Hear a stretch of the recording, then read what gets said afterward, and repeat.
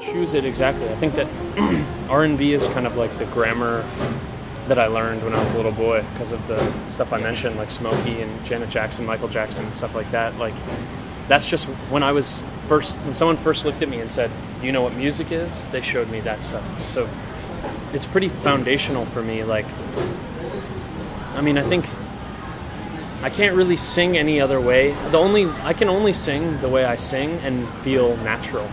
If I try and sing like a rock guy or whatever, it feels to me like I'm wearing a costume, you know?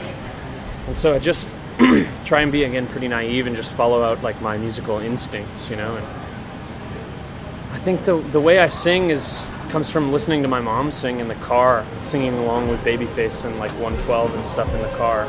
So that's just the vibe, you know? That's where it all comes from for me.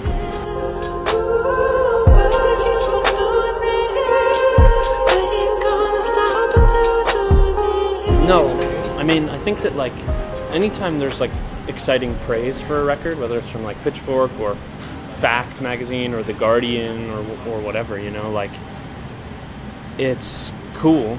It brings people's attention, but I have to trust that what they awarded, what they like saw as critically worthy, is the stuff that I'm doing like from the heart. And so the kind of stuff that influences my music is like when I hear from a fan. Like, I met a guy in Minneapolis a couple months ago. He got one of my lyrics tattooed on his arm because one of his best friends passed away, and that day he saw and heard this song for the first time, and it just really resonated with him. That's the kind of shit that like when I sit down to write, like I focus on that, you know, like try and write towards like the truth and full feeling and stuff like that, not towards critics or whatever.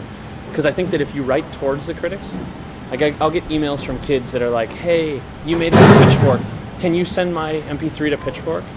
And I'm like, dude, I don't know these people. Like, if you make music for the critical apparatus, the music's going to be fake and everybody's going to see it from the first second of the song. They're going to be like, "Oh, this was made for this," you know, like. This is another way I think about a lot of the talk about R&B and genres and stuff. Like, I was making my music before there was a trend, and I'll be making my music after there's a trend. It's good to know. Because I just like, you know, that stuff often, especially because it tends to be flattering. I'm like, cool, yeah, I really love being included in a group of artists that are doing something new. That's dope. But like, that's not, I didn't set out to do something new for a critical response. Like, I just am trying to figure out what I'm supposed to be doing with this life. You know, that's like what I'm writing about. So.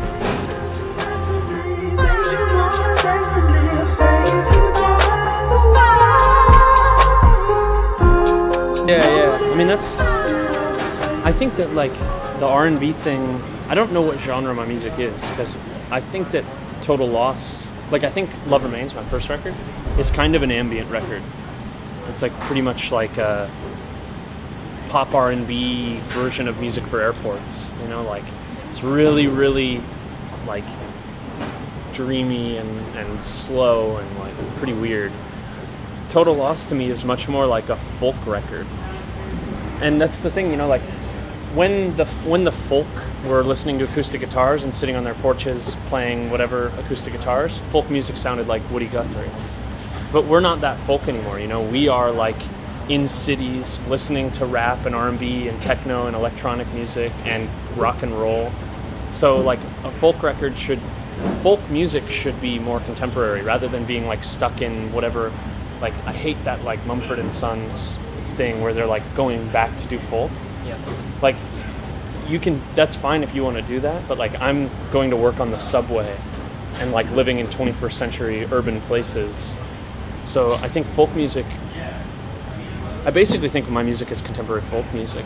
It's just that like we are folks on computers, we are folks in noisy urban centers, you know, we're folks with like all different kinds of feelings and no longer just like folks watching the wheat blow in the wind or whatever. So that's my take on genre, is that I'm making contemporary folk music in a certain way.